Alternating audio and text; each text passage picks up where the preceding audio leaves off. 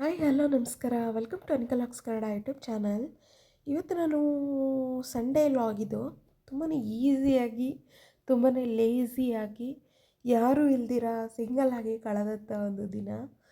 So ಹೇಗಿರುತ್ತೆ ನೋಡೋಣ ಬನ್ನಿ. ಬೆಳಗ್ಗೆನೇ ಎದ್ದು ನಾರ್ಮಲಾಗಿ ಡ್ರಮ್ ಸ್ಟಿಕ್ ಪೌಡರ್ ಅಂದರೆ ನುಗ್ಗೆ ಸೊಪ್ಪಿನ ಪೌಡರ್ ಜೊತೆ ಹಾಟ್ ವಾಟರ್ನ ಕುಡಿದೆ. ಇದು ರೆಗ್ಯುಲರಾಗಿ ಪ್ರಾಕ್ಟೀಸ್ ಮಾಡ್ಕೊಂಡಿದ್ದೀನಿ. ಸ್ವಲ್ಪ ಚೆನ್ನಾಗಿರುತ್ತೆ, ಆ ಫ್ರ್ಯಾಗ್ರೆನ್ಸೇ ಸೂಪರಾಗಿರುತ್ತೆ. ಕುಡಿಯೋಕ್ಕೆ ಸ್ವಲ್ಪ ಕೈ ಅನಿಸ್ಬೋದು, ಬಟ್ ಆರೋಗ್ಯಕ್ಕೆ ತುಂಬ ಒಳ್ಳೆಯದು.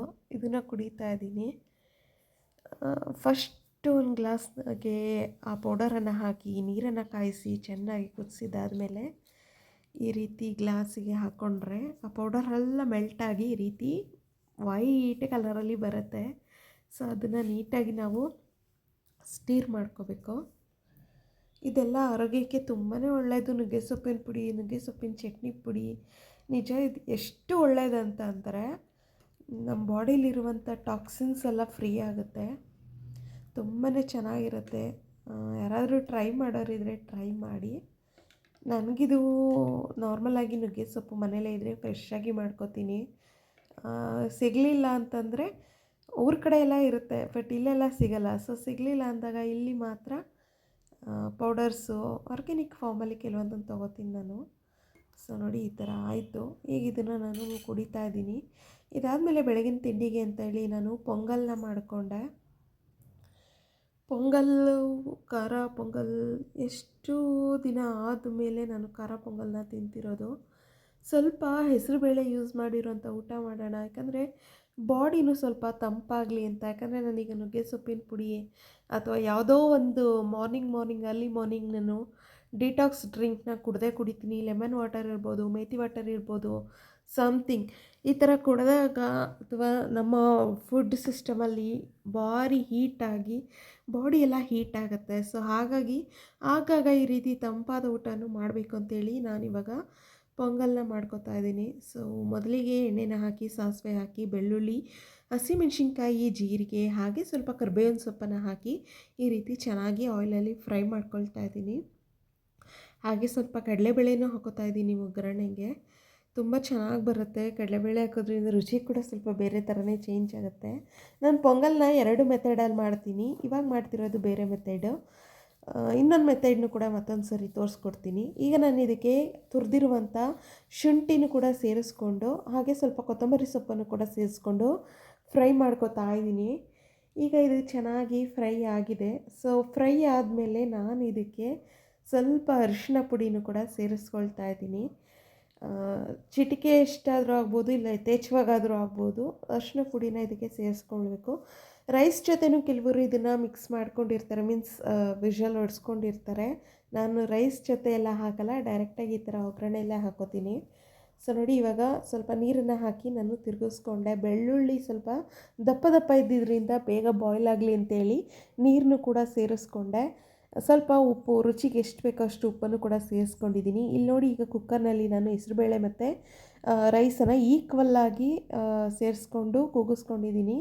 ಹೆಸರುಬೇಳೆ 1 ಕಪ್ ಅಂದರೆ ರೈಸ್ ಕೂಡ 1 ಕಪ್ಪೇ ಹಾಕಿದ್ದೀನಿ, ಜಾಸ್ತಿ ಏನೆಲ್ಲ. ಸೊ ನೋಡ್ತಾ ಇರ್ಬೋದು, ನೀಟಾಗಿ ಅದನ್ನು ನಾನು ಮಿಕ್ಸ್ ಮಾಡ್ಕೊತಾ ಇದ್ದೀನಿ.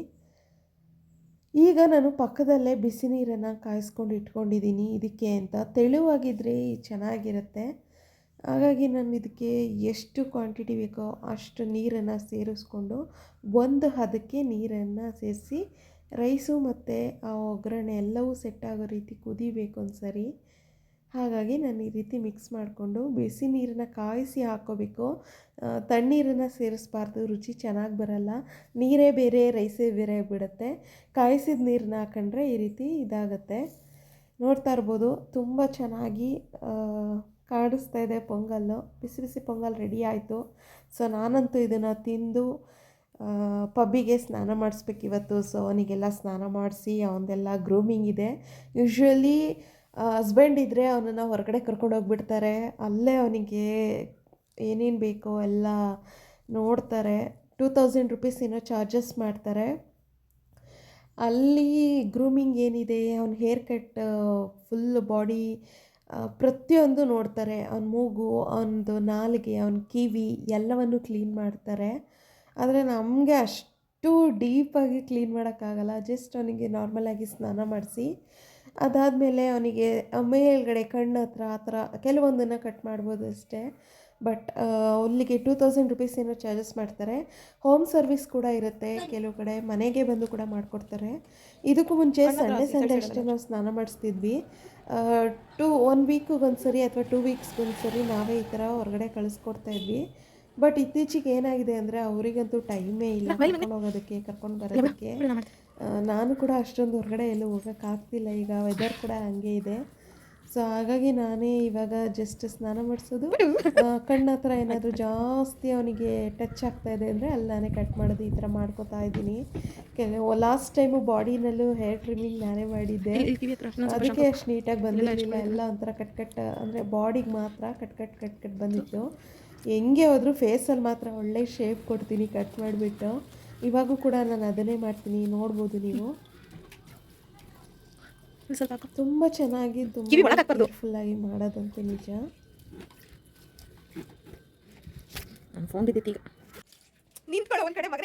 ಸ್ನಾನ ಮಾಡಿಸ್ಕೊಳ್ಳುವಾಗ ಒದ್ದಾಡ್ತಾನೆ ಅಷ್ಟಿಷ್ಟು ಒದ್ದಾಡಲ್ಲ. ಅಳಿಮಯ್ಯ ಅಂತ ಚೆನ್ನಾಗಿ ನೋಡ್ಕೊತಾಳೆ ನಿನ್ನ. ಏನೇ ಅಳಿಮಯ್ಯ ಅಂತ ತಾನೇ ಇಷ್ಟೆಲ್ಲ ನೋಡ್ಕೊತಾರೆ, ನೀನು ಸ್ನಾನ ಮಾಡಿಸ್ತಾ ಇರೋದು.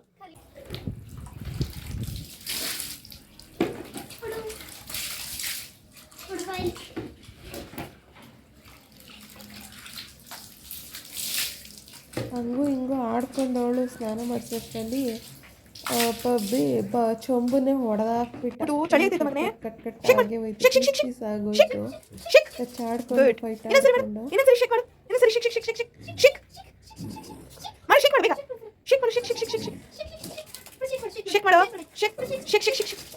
ಜಾಣ ಮಗ ಬರ್ಸ್ಲಾ ಬಿಡು.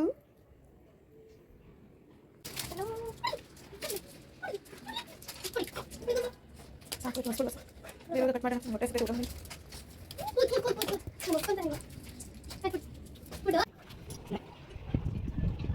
ಇದಾದಮೇಲೆ ನಾನು ಈ ರೀತಿ ಕಣ್ಣ ಹತ್ರ ಎಲ್ಲ ನೀಟಾಗಿ ಕಟ್ ಮಾಡ್ತಾಯಿದ್ದೆ. ಇವನಿಗೆ ಅಂತಲ್ಲ, ಯಾವುದೇ ಡಾಗ್ಸ್ಗಳಿಗಾದರೂ ಅಷ್ಟೇ ಕಣ್ಣ ಹತ್ರ ಹೇರ್ ಬಿಡಬಾರ್ದು. ಈ ಥರ ಹೇರ್ ಇರುವಂಥ ಡಾಗ್ಗಳಿಗೆ, ಇಲ್ಲಾಂದರೆ ಆ ಹೇರು ಕಣ್ಣಿಗೆ ಟಚ್ ಆಗಿ ಕಣ್ಣಿಗೆ ಪ್ರಾಬ್ಲಮ್ ಆಗೋ ಚಾನ್ಸಸ್ ಇರುತ್ತೆ. ಇದನ್ನು ಅಲ್ಸರ್ ಅಂತಲೇ ಏನೋ ಸಮಥಿಂಗ್ ಹೇಳಿದರು ನನಗೆ ಒಂದ್ಸರಿ ಡಾಕ್ಟರು. ಆ ಥರ ಪ್ರಾಬ್ಲಮ್ಸ್ ಆಗಬಾರ್ದು ಅಂತಂದರೆ ಕಣ್ಣ ಹತ್ರ ಕ್ಲಿಯರಾಗಿರಬೇಕು ಅಂತ. ಸೊ ಹಾಗಾಗಿ ನಾನು ಪ್ರತಿ ಸರಿ ಅವನಿಗೆ ಸ್ನಾನ ಮಾಡಿಸಿದಾಗಲೂ ಕಣ್ಣ ಹತ್ರ ನೀಟಾಗಿ ರೀತಿ ಕಟ್ ಮಾಡ್ತೀನಿ. ಕಂಪ್ಲೀಟಾಗಿ ನನಗೆ ಬಾಡಿಯಲ್ಲಿ ಅವನಿಗೆ ಕೂದಲು ಇರುತ್ತೋ ಇಲ್ಲೋ ಗೊತ್ತಿಲ್ಲ, ಫೇಸಲ್ಲಿ ಇರುವಂಥ ಹೇರ್ ಮಾತ್ರ ಕಂಪ್ಲೀಟ್ ಶೇಪಿಯಾಗಿರಬೇಕು. ಸೊ ಹಾಗಾಗಿ ನಾನು ಈ ರೀತಿ ನೀಟಾಗಿ ನನಗೆ ಶೇಪಲ್ಲಿ ಕಟ್ ಮಾಡ್ತಾಯಿದ್ದೀನಿ. ಸೊ ಕಿವಿ ಹತ್ರ, ಕಿವಿ ಕೆಳಗಡೆ ಅಲ್ಲಿ ತುಂಬಾ ಇಂಪಾರ್ಟೆಂಟು. ಆ್ಯಂಡ್ ಸ್ನಾನ ಮಾಡಿಸುವಾಗ ಮೋಸ್ಟ್ ಇಂಪಾರ್ಟೆಂಟು ಕಿವಿಗೆ ನೀರು ಹೋಗಬಾರ್ದು, ಹೋದರೂ ಕೂಡ ಅವು ಸಹಿಸೋದಿಲ್ಲ. ಸೊ ನೀಟಾಗಿ ನೋಡಿಕೊಂಡು ಸ್ನಾನ ಮಾಡಿಸಿ ಆದಷ್ಟು. ಹೇಗಿದ್ದಾನೆ ನನ್ನ ಹ್ಯಾಂಡ್ಸಮ್ ಬಾಯ್ ನೋಡಿ, ಸಖತ್ತಾಗಿ ರೆಡಿ ಆಗಿಬಿಟ್ಟ ಅಲ್ಲ.